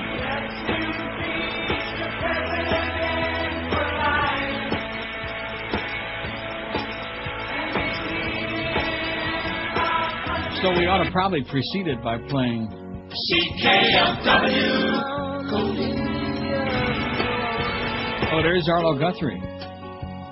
Illinois Central, Monday morning rail. Let's impeach. Okay, that's enough. I'm sure you must have talked about this until you were blue in the face. What's that, Kenneth Lay dying? See, the media ought to be screaming. The media. Wait till you see this thing about Outfoxed, where they have the former producer of the Donahue, the ill-fated Donahue on MSNBC show. Remember when they brought him back for that ill-fated short period of time? Mm-hmm. And the mandate came down that they had to outfox Fox. In other words, if they had two, this is the truth, if they had a panel of guests on, if they had two liberals, they had to have three conservatives. Right. True story. Uh-huh. So this is what they're doing now. They're all trying to outfox Fox, is what they're doing, including the Certainly Not News Network. But I'm sure you were all over. Bush told Cheney to discredit diplomat critical of Iraq policy. Did you talk about that? Did you mention it? No. It was on our website. No. You didn't mention it? No, I'd love to for you. Oh, my God. Well, thank you so much. Because I know that when I read the AP Wire copy, people get all whipped up into a frenzy about it. This is from the British Guardian that you won't read in your daily reader, in your weekly reader, in your Miami Herald. Even though the story's been around, but of course, on the so-called MSM, the mainstream media, we have to there's no evidence that the president actually told him to reveal the identity of Joe Wilson's wife, and right. I mean, the public ought to be, just like the guy says in the end of this movie about on Outfoxed at the end, where he's quoting Patty Chayefsky and Howard Beale. Crime is bad as hell, and I'm not going to take this anymore.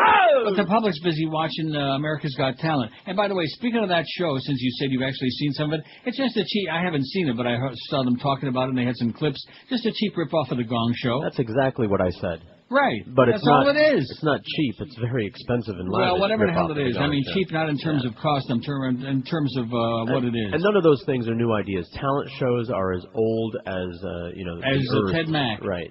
As Major Bose. Only Chicken Neck and I are old enough to remember Major Bose. And on their the Gong format, Show, yeah. Their format is just like the Gong Show, except that they have buzzers instead of the gong. And they got Regis instead of Chuck Barris. I wouldn't be surprised on one of those episodes of America's Got Talent if Chuck Barris comes out and bada bing gives it to Regis right there on the stage. Old Dirty hadn't done it yet. That'd be a big improvement. Yeah. I mean, not that I don't like Regis anymore, but you know what? I'm getting tired of him. How many billions do you need, you silly old fool? Okay, enough is enough already. And you notice the one thing, the one constant, and when he was out with King the other night, too, they did the same thing. If you ever watch his show with Kelly Ripa, which you think she's really hot, and I think she's very, very mediocre. Yeah, that's what I said. But anyway, she's got this coffee. They always have the big coffee cups, the mugs, Uh-huh. And they're always pretending to drink out of it. First of all, I think that they're empty, number one. Okay? And what does that prove? Well, what is that supposed to indicate? That it's the morning. And they're at 9 o'clock at night when he was on there with King, it was the morning. Well, maybe to Larry it was the morning. Maybe it was time to empty out the bag.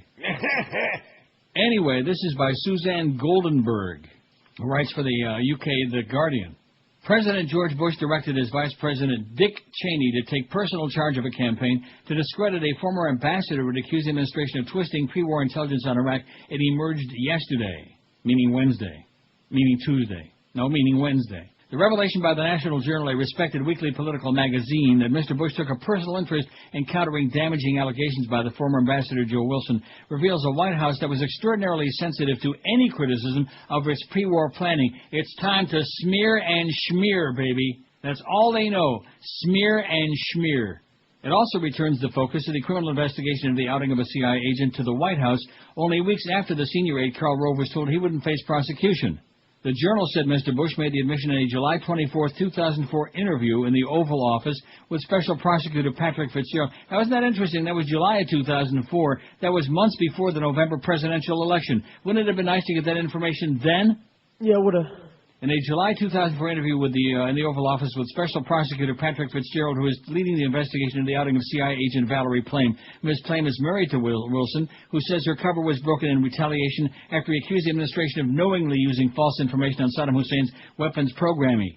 According to the National Journal, Mr. Bush told prosecutors he directed Mr. Cheney to disclose classified information, both to defend his administration and to discredit Mr. Wilson, a.k.a. smear and schmear.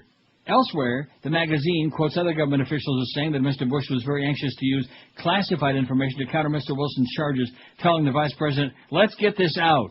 When in doubt, get it out. That's what Bubba used to say. However, the president told investigators that he never directed anyone to disclose Ms. Plain's identity. Right. He also said he was unaware Mr. Cheney had directed his chief of staff, Louis Scooter Libby, to covertly leak the information rather than formally declassify it. Mr. Libby, as you know, faces this, but no immediate comment from the White House.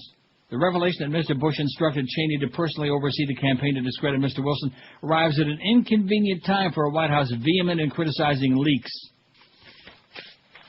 How do you like that? A lot of people taking a lot of leaks at the White House, and they're all leaking out. They must have faulty plumbing, I think. Remember the plumbers in Watergate? That's right.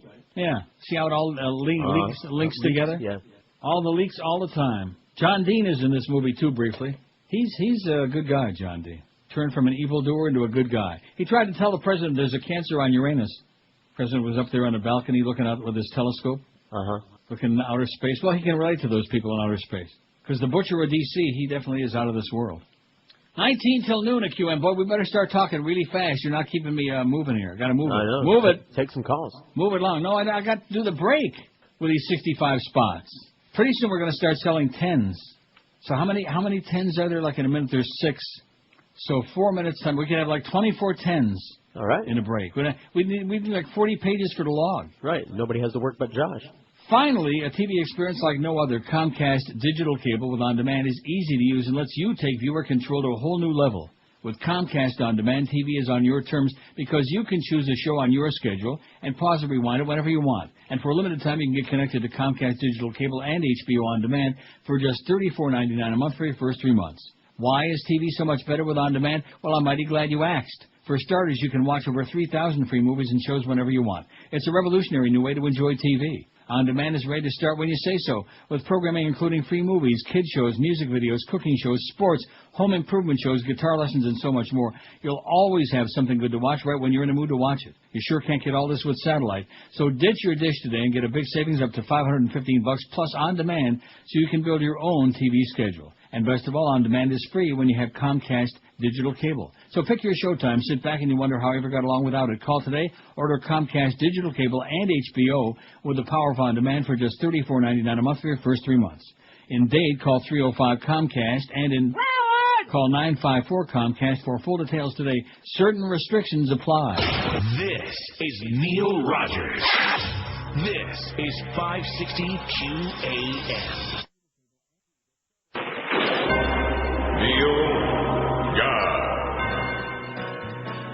Goodbye, Kenneth Lay. We're dancing on your grave, and they ought to pave it over with the roadside trucker stop to give everyone a chance to squat. Rectum. In a screaming tribute that you're gone for a urology. And in these times of seeing justice always fail, here's the only way we'll see it prevail. You'll find it difficult how to spend your money now. I hope they bury you face down and to be followed by the rest of your Bush crime family hoes. It would be thrilling if Jeff Skilling would drop dead too. You were a well-connected, crooked executive who is now a lump of worm food. If I could tell you how much I hate the Sun Sentinel website, they should only croak. I'm going to have to read this off the computer, off my screen. Off the screen? It won't print out. Don't scream. The Florida Supreme Court today rejected a $145 billion verdict, the largest ever by an American jury against tobacco companies for, now the print thing comes up. For, now the damn thing went off. You idiots, you quislings, man. It just vanished. The story just disappeared. Like I said, don't we hate them like poison? Yes. Well, how come the damn story won't come back now? Well, like I said, they threw it out. The Florida Supremes. I'll get back to it. Diana. 5670560. Let's talk real fast because we only got like 44 minutes, but who's counting until the Marlin pregame show? Well, we had one almost real call there. The guy didn't have anything to say, but he had a point of information there, and he was accurate. He was absolutely correct. That the city of New Orleans is the same malady that Neil Young ripped off there for that let's impeach the president, right? Right. So let's sue him. WQAM, hello. Okay, now that's one of the better ones we've had so far. WQAM, hello. QAM. Hail Satan, Maple Leaf Stop. Yeah, okay. WQAM, hello. Boy, are they slow or what? Must be the heat. QAM. The Miami Heat. Yeah, it must be the heat. WQAM, hello. The search for a real call. Someone with something to say. You were talking about previous film. Uh-huh. 5, 6, now I'm getting, because I always like a good challenge, you know what I mean? That's why I think I like playing the slots. It's a challenge. Okay. And then that's what this is. The challenge to see if there's anybody out there in a 2.5-hour show who's got anything to say. In other words, not just a point of, information like the other guy, but something, a declarative statement, Right. You think it's possible? No. Well, let's find out. WQAM, hello. See, that one, I hit the square on that. Mm-hmm. Didn't it just astonish you? Want his number? We were giving that out yesterday, too. No, I wouldn't even waste my time with that one. He doesn't get on when I'm on. WQAM, hello. QAM. Neil? Yes? Yeah, that movie, Why We Fight, is that the one with Eisenhower's picture on the front of it? Yes, it is. I got that at home. Is it good? It's good. It's not good. It's sensational. It's better than good. Why haven't you watched it yet? Because I was thinking it was boring because Eisenhower's picture was on it. Well, he was usually pretty boring, but in this one case, everybody has their moment in the sunshine. In this one case, he had the right stuff. Hey, did you notice this? The one that died yesterday, he was always talking about Jesus, and Jesus was going to help him, and Jesus was on his side. Yeah, well, Jesus ain't paying all those people back that he ripped off. Yeah. Fake Christians, that's what he was. Amen. Okay, we'll watch it right now, Pally. Thanks, Neil. I'm squeezing myself, thinking about you. Why We Fight. It's got Ike's picture, and we all say, I like Ike. Winner of the Sundance Film Festival Grand Jury Prize. That's how good it was, and is, of 2005. International Weekly says, nimble and brilliant. I defy anyone not to be staggered by it. Rolling Stone says the impact is shattering, and they are absolutely correct. Make no mistake about it. Oh, now, guess what's happening now? What? What's happening now? Because I'm hearing something printing out, and it's not from the machine that sends me your faxes over on my left. This is the one over on the right that prints out the stories. I mean, it's a little bit slow, that Sun Sentinel way. Here it is. Do you know how long ago it was that I clicked that thing to print this story? About 30 minutes ago? Yeah. About 7 years ago at Kamsukas. The Florida Supreme Court today rejected a $145 billion verdict, the largest ever by an American jury, against tobacco companies for injuring smokers, saying it was excessive. $145 billion, my ass. Crazy people. And let me say it again. There is nobody out there who is holding a gun, smoking or otherwise, to your head, making you smoke. Is that why they call it the smoking gun? I think so. It says right there on the package with a big skull and crossbones, it's going to kill you. It's going to tear your kishkis out. And, it's the same with the food, man. I still say if these lawsuits, any of them, can go forward against the tobacco companies and ever be upheld, then the same thing should be true against the food people that are killing us. Right. Like with these trans fats. How about that deal with Killer Flu Chicken? You saw that one 10 days ago, whenever it was? Yeah. The justices also approved an appellate court ruling that it had been a mistake to certify a class action lawsuit representing an estimated 300,000 to 700,000 ill Floridians that resulted in the huge jury award for punitive damages in 2000. $145 billion, that's more than I make in 6 weeks. The suit, led by pediatrician Dr. Howard Engel, was filed in Miami by the husband and wife legal team of Stanley and Susan Rosenblatt. They accused the industry of misleading people about the dangers of smoking. Your mama. Originally filed in 1994 on behalf of all addicted smokers in the U.S., the 3rd District Court of Appeals permitted a trial only after reducing the class to Florida smokers. A majority of the state's high court, however, reinstated a $2.85 million damage award to Mary Farnan and a $4 million award to Angie Della Vecchia, a $5.8 million award to Frank Amadeo. Like Farnan and Della Vecchia, a cancer-stricken smoker who brought the original suit was not restored in today's ruling. Well, there you go. Smoke them if you got them, and you're going to be dying over there. I'm telling you that right now. Smoke cigarettes, and there's a good chance you're going to get like lung cancer and emphysema and lip cancer and mouth cancer and a big gigantic tumor. All of these things. Right. Yeah, Boca Brian. Everybody knows that, Boca Brian. You idiot. You quisling. You fairy. Although nice disc this week. Good work. Mm-hmm. I wonder what that... I'm running late. Better get to the studio. Oh, it's a show for me. Talk about women again? For 4 hours? Yes. Oh, that's for you. That's a George show open. Be sure to put that on there. Okay, let me cross that one out. Boker, put that on there so I don't have to waste my time with George's stuff. I have no interest in dealing with George's goods. Look at that. We got 1,099 votes on there. It's not even a Nunez. Oh, waiting news conference with President Bush and Canadian Prime Minister Stephen Harper. Oh, brother, talk about the blind leading the blind. Talk about Dumb and Dumber, Doofus and Boofus. 1,104 votes. Which of these would you not vote for president? Born-again Christian, 366. Republican, 257. Scientologist, 135. Hey, Tommy. You fairy. How's the peeping, Tommy? Muslim, 125. I hate this poll, 58. I don't vote, 32. Good. Black, look how many said they wouldn't vote for a black. About 30, man. Rednecks, racist, honkies. Woman, 23. Gay, 21. Democrat, 19. Jew, 18. Atheist, 13. And a Mormon only, solamente 7. Only 7 out of 1,104 vote.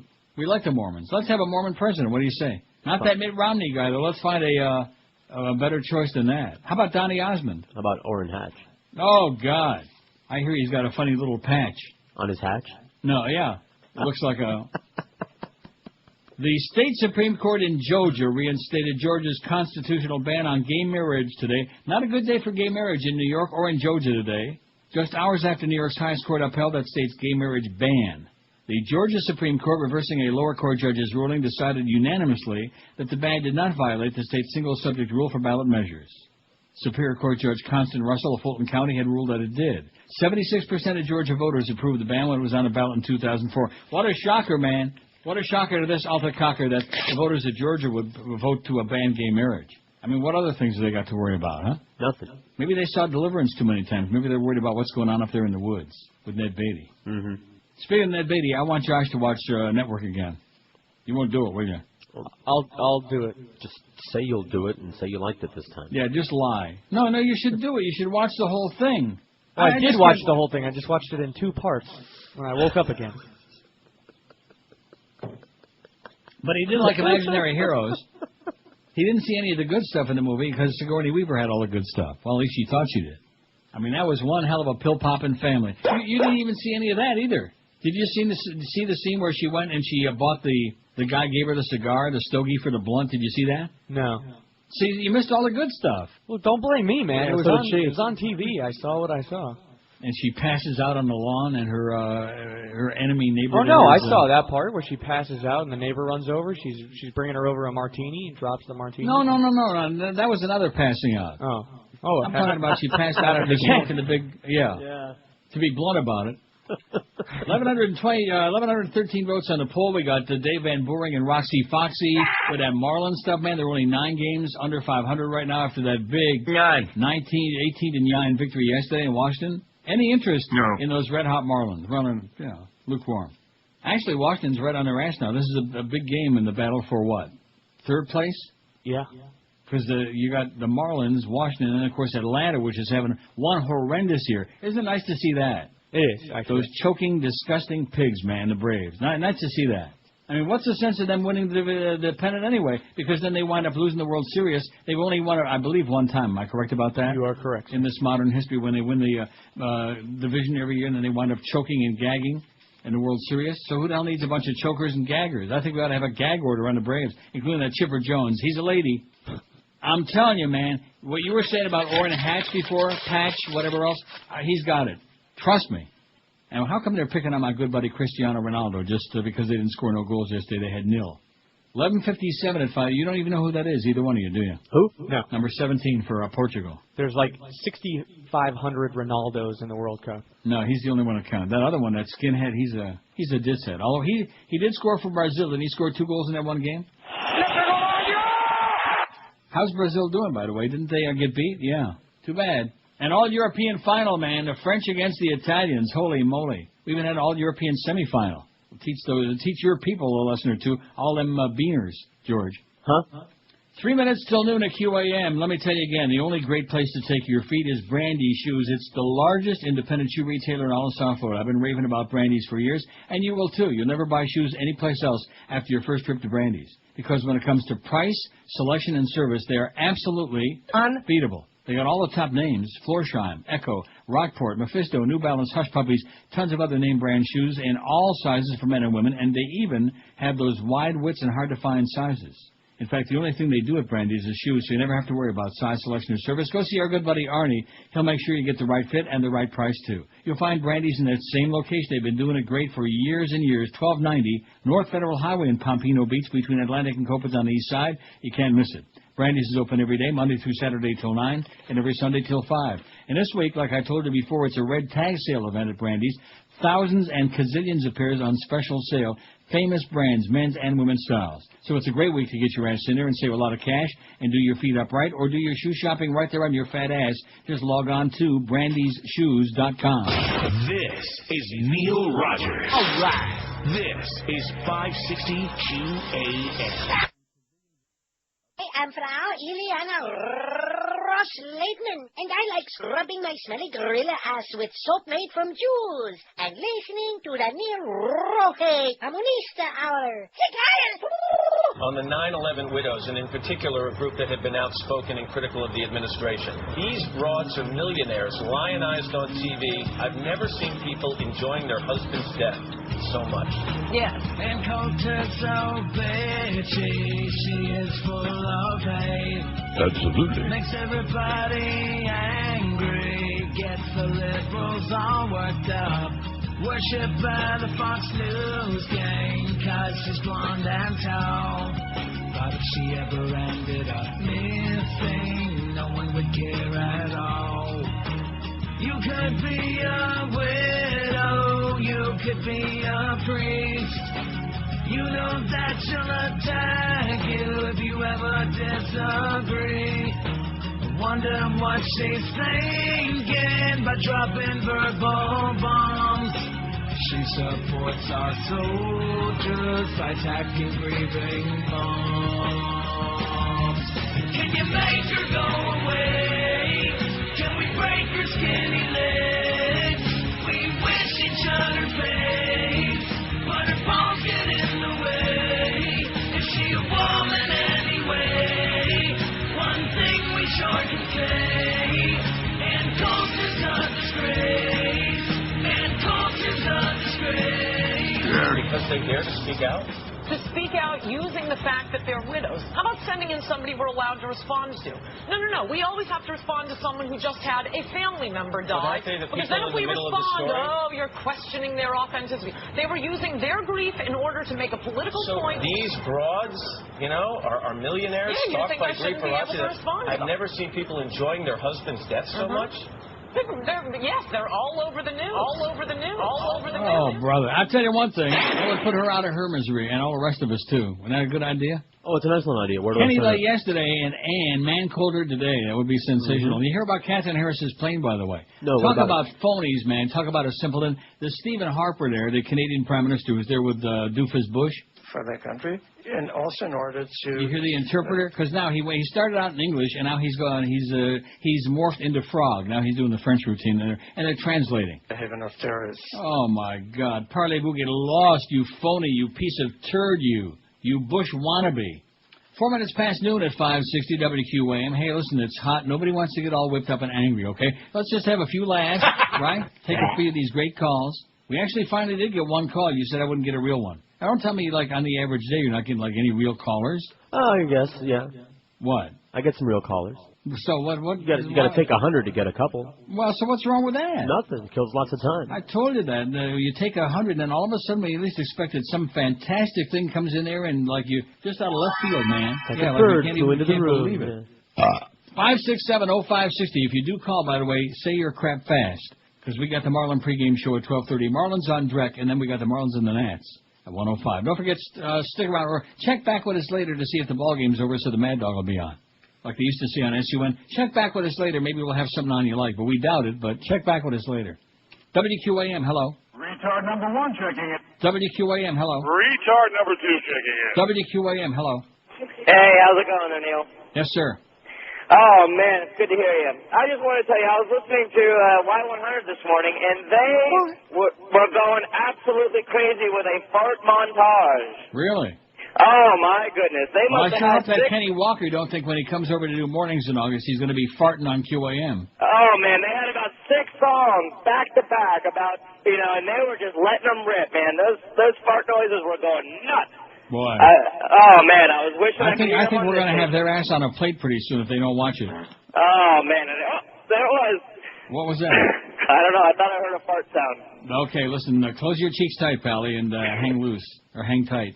How do you like that? They're farting up a storm on Y100. How do you like that, Joyce? Yeah, they were doing it on Nickelodeon the other day, too. Well, we can't fart on this day. You know something? That's America for you. That's what's happened now. You can't even fart in peace. God almighty, when you think, and this business, well, he reads AP news copy on it, we can't do anything anyway. We can't say anything. The idea that we're even still on the air and have, like, even a measurable number is a major miracle. What's going on now? We got the new general mangler. He's having a lobotomy at the moment. The program director, such as it is, keeps coming in there thinking I'm going to, like, talk to it, and I'm not going to talk to it. I'm not going to, like, smell it, talk to it, and acknowledge it. I don't want nothing to do with it. Now, you are witness to that again this morning. How many times have I told him? How many times? About 30, man. I don't want to talk to you.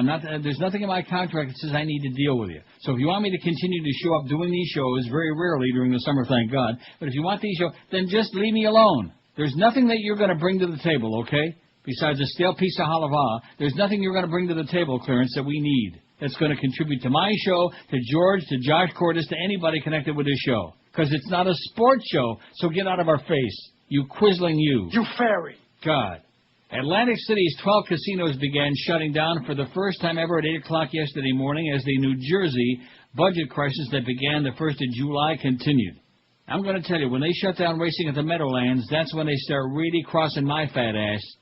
The government shutdown, which has resulted in the closure of all non-essential government offices, began after the state legislature failed to adopt a new budget by the constitutional deadline last Friday. Among the non-essential government agencies affected by the shutdown was the State Casino Control Commission, which is charged with regulating gambling in Atlantic City's casinos. I have no authority, nor is there any law to support the notion that casino inspectors are essential state employees, Governor Corzine told state legislators. State employees are deemed essential are exempt from the furlough. The casinos contribute some $1.2 million in tax revenue to the state each day, according to the Casino Control Commission. How do you like that? Mm-hmm. Governor Corzine urged the Assembly to come to a consensus quickly, saying there's much more at stake than a canceled visit to Atlantic City, or Brian Shear's not winning 6 races tonight at the Meadowlands. And by the way, we better get the Meadowlands back racing again so we can get that damn Meadows off of my horse network on the cable here. My God. Oh, there's my buddy Marty Adler. I wonder if we're going to hear the post-parade or there's not going to be any audio here. Number 1 is Miss Britt with Mark Williams. Remember the day Marty Adler called in, the voice of Windsor Raceway for the last 100 years? Remember that? No. Yeah, you do. Get out of here. 3, Skylar Sealster, Al Cullen. There's racing from Windsor, man. Anyway, now they got the Meadows on there with that screaming, shouting lunatic Roger Houston. Oh, brother, does he drive me up the wall. Talk about an ego. He makes Miss Stern seem like Miss Manners. Just unbelievable. Out of control. Roger Houston. He was the first announcer at Pompano Park, by the way. I just mentioned that in passing. 9 minutes past noon at 5:60. Remember what I told you before the show today? Nobody wants to hear about horse racing. Keep that in mind, okay? Okay, I'll stop. Ray Stein. Red Ross. Hey, hurricane season is here. Don't wait until it's too late to protect your home. Hurricane Shutter Outlet has your do-it-yourself hurricane panels. Now, why would you want to bother with those big home improvement warehouses when the Hurricane Shutter Outlet is your complete source for hurricane protection? You can do it yourself and save a ton of cash. They've got everything you need to get the job done and save you that big money. They stock all sizes of clear polycarbonate hurricane panels and aluminum panels that are cut to your needs and ready for pickup or delivery. All products are Dade, Broward, and Palm Beach County approved. To contractors and installers welcome, they accept all major credit cards. Dade, Broward, and Palm Beach County approved. Step-by-step instructions are included, so why would you want to pay all that extra cash for installation when the Hurricane Shutter Outlet can get you everything you need to do it yourself and save you big? Call them at 954-237-7083 or log on to their website, hurricaneshutteroutlet.com. Tell them that Neil sent you. Get $100 off a minimum order of 350 square feet just for mentioning my name. You'll find them at 600 Anson Boulevard in Hallandale on the east side of I-95 between Hallandale Beach Boulevard and Pembroke Road. Here's that number again, 954-237-7083, or log on to their website, hurricaneshutteroutlet.com. This is Neil Rogers. Rock solid. This is 560 QAM. Because of restrictions by Major League Baseball, we cannot stream Florida Marlins baseball here online at WQAM.com. When the Marlins game is over, we will return to regular programming here online at WQAM.com. Want a lollipop, little boy? Hello and welcome to A Current Affair. Mr. Bush, have you seen Al Gore's movie on global warming? I haven't seen the movie. I've heard about it. Well, it's excellent. So what are your thoughts on global warming? But that's why the world is just getting warmed up. Would have global consequences across the globe. And it could spread quickly across the globe and across the world. And it is dangerous. It is dangerous. I'm confident we will thwart the war for the good of the world. It's hard work, and I would like this to end as quickly as possible, within a month. Yeah, so would we. Speaking of something that's spreading quickly across the globe and is really dangerous, how about fascism? Sounds good to me. Thousands of people. Yeah, there you go. All those thousands of people that you got their blood on your hands, Mr. Hotshot. 2 lunatics standing there side by each. Anyway, we got, what's the point of getting exercised about it, okay? The American people don't give a crap. They're like dumber than sawdust. We got 1,100 and some odd vote, 1152. Aren't you impressed? I am. It's just past noon and we got 1152. So you ought to start learning about how to do your poll business, mister. Yeah, but I can't think of a poll until the next morning. Why not? Because, make it part of your daily regime, man. Make it part of your agenda. I can never remember. Part of your heterosexual agenda. And besides, I like to see how it, shapes out, like right after we put it on there. What does that mean? I like to see how it, how it takes off, like right from the beginning while it's fresh. So if you can't put it on there the night before, you can't watch and see how it... And if we should happen to think of something, between the two of us and callers and anybody else, then, we want to have the new additions have a chance. I see. But mostly it's just laziness. That's what I was going to get to. Speaking of gadgets, Microsoft Corporation is planning to have a portable music and video player out by Christmas in a challenge to Apple Computer's iPod. I've been reading all these negatory things about the iPod. I like my iPod. I don't care what anybody says. It has its pluses and minuses. What are the minuses? It doesn't have a lot of options. Like to be able to queue up a song while you're listening to another one, to be able to delete files from it, from the device itself. Oh, I see, To be able to use other music management programs to work it like all of the other Right. kinds. You can use any music management Well, I program mean, there you isn't want. any device that's ever been made that couldn't be better. Correct. Right? As far as the glitz value, nothing is glitzier and slicker and smaller than the iPod. I wonder if anybody's got the new HD Toshiba DVD player yet. I've been looking for it. I can't find one yet. I bet if I went online, I could buy one. But what's the point of buying it when there's no material out there for it? You are correct.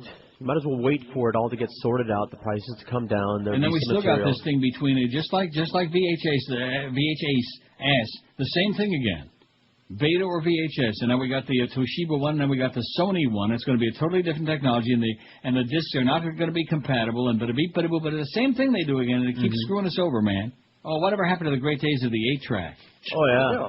The Senate has recently... He's still doing the whole... Is he doing the whole thing in French? This bastard, this lunatic, because the translator, he's doing the whole damn press conference in French, Harper. Oh, my God. I wonder what Bush is thinking. Dumb. He's probably thinking dumb frog, and Harper's probably thinking dumb bastard, and, of course, they both got a good point. Anyway, the digital player will have a wireless internet connection, enabling users to download music without being linked to a computer, a feature that the iPod doesn't offer, according to people briefed on Redmond, Washington-based Microsoft plans. Microsoft, the world's largest and most hated software maker, is seeking to take a share from Apple's iPod, which commands 77% of the $4 billion U.S. market for digital music players. Apple's iTunes Music Store is used for 72% of music downloads. Microsoft has spent... by the way, where's my next disc? Oh, music disc? I've only got 3,400 songs in that iPod. All right. I got room for like 4,000 more. Let me start compiling something for you. Well, do you have you used all the stuff that was back there on the wall? I got it all? Everything. I went down the list and, shouted out everything that was there, and you told me what you wanted, and you've got all of that. I sure like that Luis Miguel stuff, man. I know. I'm glad I didn't throw that out. Why would you have thrown it out? Oh, because why would you throw out Luis Miguel? I know why, because he's half Mexican. Okay, let's say that. Well, he's also half Italian. You got something against the Guineas now? Is that it? No, just him. Why is that? What are you kidding? I'm just busting you. Oh, you are a bastard, man.